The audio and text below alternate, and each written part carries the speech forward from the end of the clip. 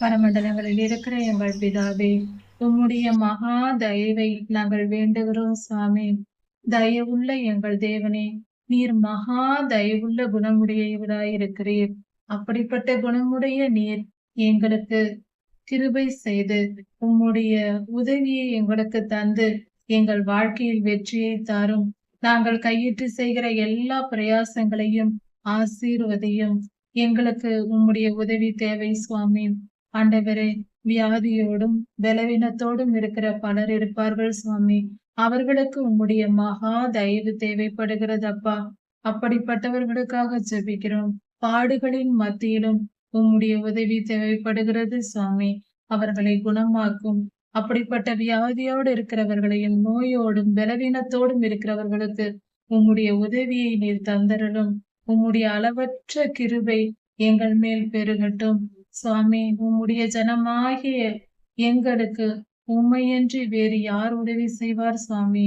உம்முடைய குணம் மகா தயவுள்ள குணமாயிற்றே. எங்களுக்கு தாரும், உதவியை தாரும். எங்கள் எல்லாவித பலவீனங்களிலிருந்தும் எங்களை விடுதலையாக்கும். மன சமாதானத்தை தாரும், மன சந்தோஷத்தை தாரும். உம்முடைய ஆவியால் எங்களை நிரப்பும். உம்முடைய ஆவியால் எங்களுக்கு உதவி செய்யும்.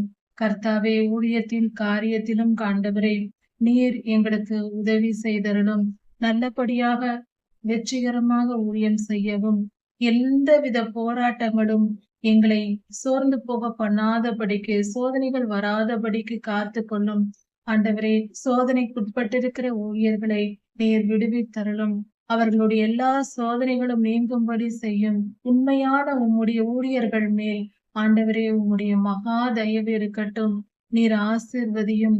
புறஜாதியார் உம்முடைய நாமத்தை தூஷிப்பானேன்.